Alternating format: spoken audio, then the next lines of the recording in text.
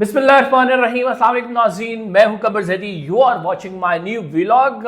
हम आगाज़ करते हैं बिलावल भुट्टो ज़रदारी के इस क्लिप से।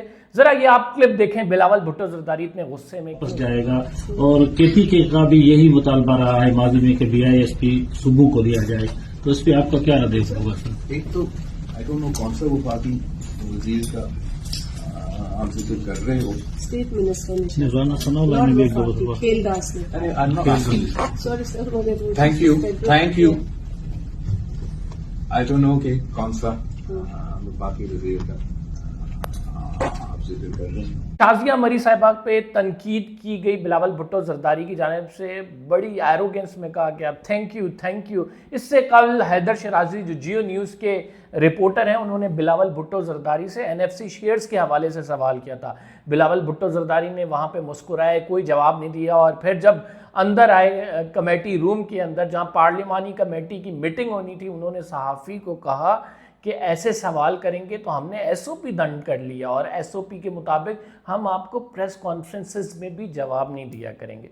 आखिर बिलावल भुट्टो ज़रदारी के गुस्से की क्या वजूहात हैं? पीपल्स पार्टी कहाँ गायब है? क्या कुछ होने वाला है इस मुल्क की सियासत में? आज राजों से पर्दा उठाएंगे, आपको बताएंगे कि बहुत सारी खबरें जो हैं वो बैकग्राउंड में हो रही हैं। 28वीं तरमीम की तैयारी है। इस 28वीं तरमीम में क्या है? नैब के जो हैं वो केसेस दोबारा से खुलने लग गए हैं।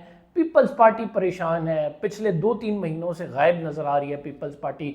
खसूसन ये जो पूरा एपिसोड हुआ जिसमें डिप्लोमेटिक एपिसोड था, जिसमें पाकिस्तान और ईरान और अमेरिका के हवाले से एक मीडिएटिंग का रोल था पाकिस्तान का, उसमें बिलावल भुट्टो ज़रदारी खामोश नज़र आए। तो आखिर वजूहात क्या थी, पसे पर्दा क्या चल रहा था? एक एक करके शुरू करते हैं। एक तो नाज़रीन 28वीं तरमीम आ रही है, 26वीं 27वीं तो आप लोगों ने देख ली। 28वीं तरमीम में क्या क्या होगा वो मैं वेरी क्विकली बता लूँ और फिर पीपल्स पार्टी के आपको चुप होने की वजूहात बताता हूँ कि नैब 5 ऐसे केसेस जो है वो डील कर रही है जिसमें पीपल्स पार्टी डायरेक्टली रगड़े में आ रही है। वो 5 केसेस कौन से हैं? बिलावल भुट्टो ज़रदारी जिनकी वजह से गुस्से में। पहले मैं 28वीं तरमीम का आपको वेरी क्विकली बता लूं कि 28वीं तरमीम क्यों की जा रही है। नाज़रीन, 28वीं तरमीम में पहला एजेंडा जो है वो वोटर्स की एज का है। वोटर्स की एज बढ़ाकर 20 साल या 22 साल की जाएगी। 18 साल की उम्र में अब लोग वोट देते थे। 13 करोड़ तकरीबन रजिस्टर्ड वोटर्स हैं और इसके नतीजे में फिर 11 करोड़ वोटर्स जो हैं वो रह जाएंगे। और जेन जी जो कि एक अपना नुक्ता नज़र रखती है और काफ़ी सवालात करती है, उसको गेम से आउट किया जा रहा है इस 28वीं तरमीम के नतीजे में। और अब तक की इतलात के मुताबिक सिर्फ ये तो उसका एक अहम जुज़ है। इसके अलावा NFC शेयर पे बात हो रही है। सूबों को जो शेयर्स दे दिया जाता है नाज़रीन, जिसमें ज़्यादातर फंड्स जो है वो सूबों के पास चला जाता है जो 18वीं तरमीम की गई थी, और विफाक के पास कम रहता है। विफाक ये समझता है कि सूबे जो हैं वो सही तरह उन फंड्स का इस्तेमाल नहीं करते, ना ही तरक्याती काम होते हैं, बल्कि वो पैसा करप्शन की नज़र हो जाता है। तो लिहाजा विफाक जो है at the end of the month दिवालिया होता है। विफाक को दिवालिये नहीं होना चाहिए, विफाक के पास पैसे होने चाहिए। इस वजह से जो 18वीं तरमीम के तहत जो NFC अवार्ड का फार्मूला था, इसको रिवर्स करना था। अच्छा, ये 27वीं तरमीम में भी लाने की आपको पता है कोशिश की गई, लेकिन उस टाइम पीपल्स पार्टी ने ले दे करके इससे जान छुड़ा ली। और अब जो है वो उन्होंने कहा था 26 नहीं 27वीं नहीं 28वीं, बिल आखिर 28वीं तरमीम जो है वो आएगी तो इसमें NFC शेयर्स पर बात होगी। अच्छा, NFC शेयर जो है वो चूंकि मेन कंसर्न है इस टाइम एस्टैब्लिशमेंट का, और वो चाहते हैं कि इसका रिवर्सल होना चाहिए जो 18वीं तरमीम में हुआ, तो लिहाजा वो पीपल्स पार्टी को जो है आर्म ट्विस्टिंग बाकायदा तौर पर और भरपूर तरीके से चलेगी। उसकी वजूहत ये हैं कि पीपल्स पार्टी जब तक किसी टर्म्स एंड कंडीशन पर नहीं आएगी तब तक मामलात आगे नहीं बढ़ेंगे। न्यू प्रोविंसेस, नए सूबे बनाने की नाज़रीन इसमें बात हो रही है। अब क्यों ये नए सूबे की तरफ जाया जा रहा है?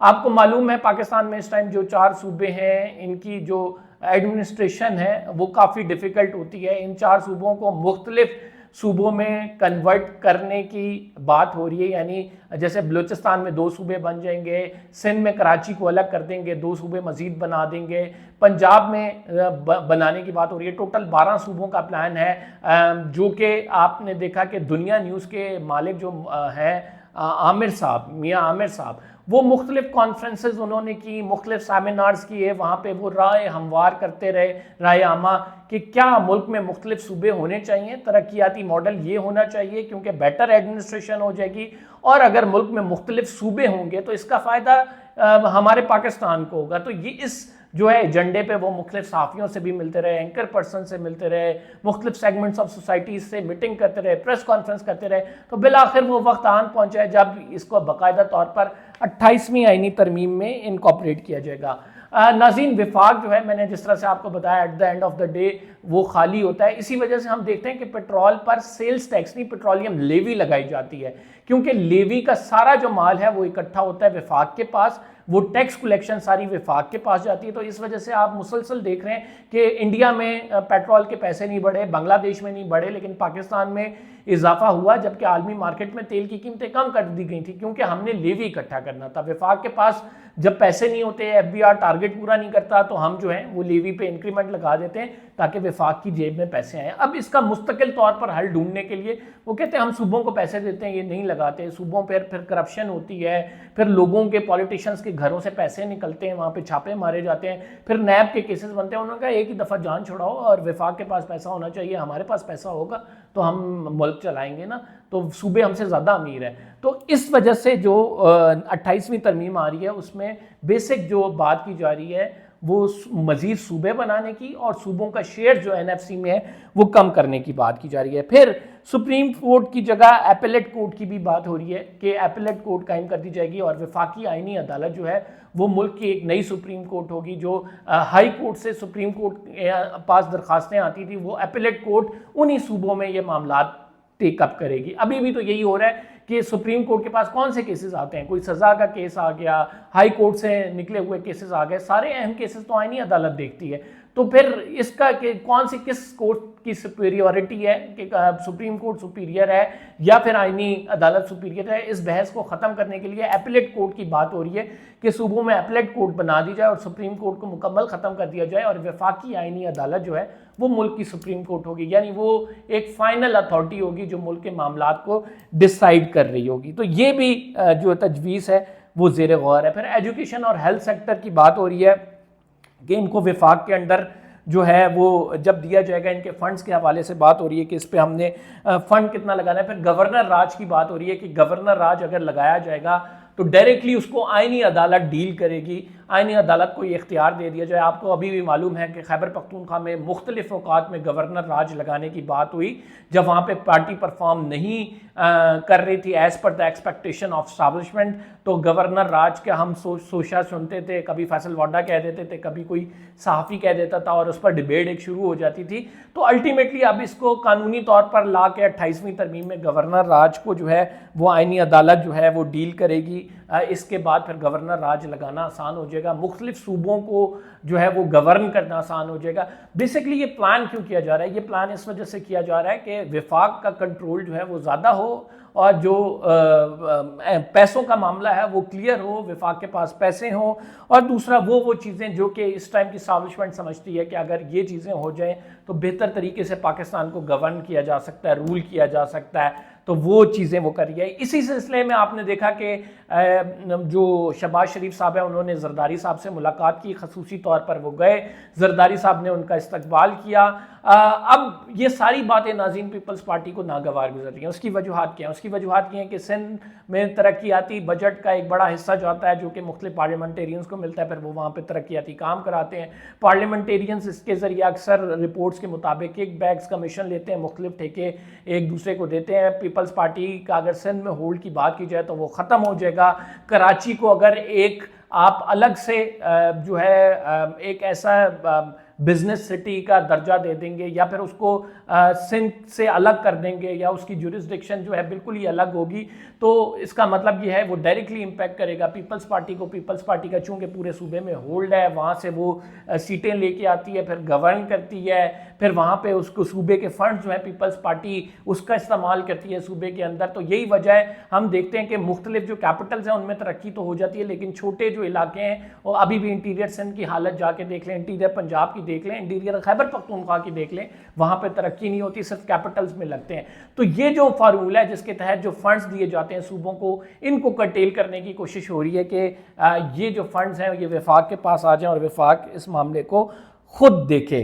तो पीपल्स पार्टी तो कहती है उसे तो बड़े तहफ़्फ़ुज़ात हैं, लेकिन पीपल्स पार्टी को मनाया जाएगा, पीपल्स पार्टी को कहा जाएगा कि अगर आप नहीं करेंगे तो भाई ये नैब का ये पर्चा हमारे पास तैयार है, ये आपकी इन्वेस्टिगेशंस खुली हुई हैं। कौन सी इन्वेस्टिगेशंस और कौन से 5 केसेस मैंने जो आपको बता रहा।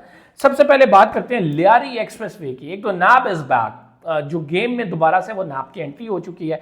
अब लियारी एक्सप्रेसवे बनाया गया था नाज़रीन, उसमें चाइना कटिंग हुई, मतलब 8 बिलियन का फ्रॉड जो है उस पर इंक्वायरी मुकम्मल हो गई और वो इन्वेस्टिगेशन स्टेज पे चला गया हुआ है और नैब चेयरमैन ने मुख्तलिफ छापे मार के गिरफ्तारियों की भी इजाज़त दे दी है क्या केस? लियारी एक्सप्रेसवे जब हुआ था तो वहाँ पे आबादियाँ थी, उन आबादियों को डिस्प्लेस करना था। हुकूमत ने जो है वो ज़मीन दी मुतबादिल, उस ज़मीन में चाइना कटिंग की गई, उस ज़मीन का जो पार्क, अस्पताल और जो आप ये कह सकते हैं वो प्लेसेस जहाँ पे पब्लिक गैदरिंग की प्लेसेस होती हैं, कोई कम्युनिटी सेंटर, वो नहीं बनाया गया और जाली फाइलों के ज़रिए तकरीबन 3000 के करीब जाली फाइल्स थी जिनसे जो है वो मुख्तलिफ चाइना कटिंग की गई और वो प्लॉट सेल कर दिए गए और वो अब नैब ने पकड़ लिया, नैब उसकी इंक्वायरी कर रही है। 8 अरब का केस बना है लियारी एक्सप्रेसवे में, मुख्तलिफ जो है जगहों पे छापे मारे जा रहे हैं और ये केस दोबारा से खोला जा रहा है। पीपल्स पार्टी के लिए बहुत कंसर्न है, क्योंकि जब हम ये बात करते हैं लियारी एक्सप्रेसवे में जो लोगों को एक जगह से उठा के दूसरी जगह किया गया था, तो इस पे एक बड़ा चाइना कटिंग हुई थी, इस पे एक बड़ा फ्रॉड हुआ था। जो पब्लिक प्लेसेस हैं उनको जो है दोबारा से उनके प्लॉट्स जो है वो सेल किए गए थे और उसमें जाली फाइलें भी बहुत ज़्यादा मौजूद हैं। एक तो ये केस खोल लिया। दूसरा, सरकारी जो ज़मीन है वो एक ताकतवर शख्सियत को जो कि बैनुल अक़वामी शोहरत रखती है उसको दी गई थी। वो लीजेस ख़त्म हो गया था उनका टाइम, वो लीजेस वापस ली जा रही हैं। नैब जो है वो लीजेस वापस ले रही है, ये भी सिंध के अंदर हो रहा है। ये दूसरा केस है। फिर तीसरी नाज़रीन जो है वो 2022 में जो अहम तरमीम की गई थी नैब ने, वो उनकी वापसी की सिफारिश कर रही है। लॉ एंड जस्टिस जो कमेटी है उसमें ये बात की गई है कि नैब जो है वो अहम तरमीम जो है वो वापस लेने की सिफारिश कर रही है। तो इससे भी बड़ा इम्पैक्ट पड़ेगा, नैब के इख्तियारात जो हैं वो बढ़ जाएंगे। नैब इज़ बैक की जब मैं बात कर रहा हूँ, नैब फिर कार्रवाइयाँ शुरू कर देगी, पॉलिटिशियंस के ख़िलाफ़ भी कार्रवाइयाँ देखेंगे आप, और फिर आप देखेंगे कि गिरफ्तारियाँ भी हो रही हैं और पीपल्स पार्टी के गिर्द घेरा जो है तंग किया जा रहा है। फिर कॉन्स्टिट्यूशन 1 में नाज़रीन जो आपको ये मालूम है रिसेंटली जो इशू बना है, जो कि कॉन्स्टिट्यूशन रोड पे वाक़ एक बड़ी बिल्डिंग है, उसके बाद फिर नैब ने जो है प्लान बनाया कि जो जगहें जहाँ पे अलॉटमेंट जो है वो किसी होटल के नाम पे, पब्लिक पार्क के नाम पे या किसी जो है आप ये कह सकते हैं कि किसी और मकसद के लिए ज़मीन दी गई है लेकिन उसका इस्तेमाल गलत किया जा रहा है, तो उसको रोकने के लिए भी नैब मुतहर्रिक हो गई है। नैब फाइलें निकाल रही है और लोगों के ख़िलाफ़ जो है कार्रवाइयाँ अमल में ला रही है। तो जब व्हेन वी टॉक कि नैब इज़ बैक, पीपल्स पार्टी के खिलाफ एक क्रैकडाउन एक्सपेक्टेड है और साथ में 28वीं आईनी तरमीम पर ले दे जारी है और एस्टैब्लिशमेंट चाहती है कि सूबों का शेयर कम किए जाएँ, नए सूबे बने, उसमें मुख्तलिफ आईनी तरमीम के अंदर मुख्तलिफ चीज़ें लाने की बात हो रही है। फिर हमें बिलावल भुट्टो जरदारी का गुस्सा समझ आता है कि वो गुस्सा क्यों कर रहे हैं, सहाफ़ियों को क्यों कह रहे हैं, NFC शेयर का अवार्ड की जब बात होती है, फिर शाजिया मरी को वो क्यों डांट रहे हैं। पीपल्स पार्टी 1.5 से 2 महीने से कहाँ गायब थी। तो ये स्टोरी है नाज़रीन जो हमने आप तक पहुँचानी थी। अगर आपने चैनल को सब्सक्राइब नहीं किया, सब्सक्राइब जरूर कर लें, बेल का आइकन जरूर दबाएं। अगले व्लॉग में आपसे मुलाकात होगी। अल्लाह निगहबान।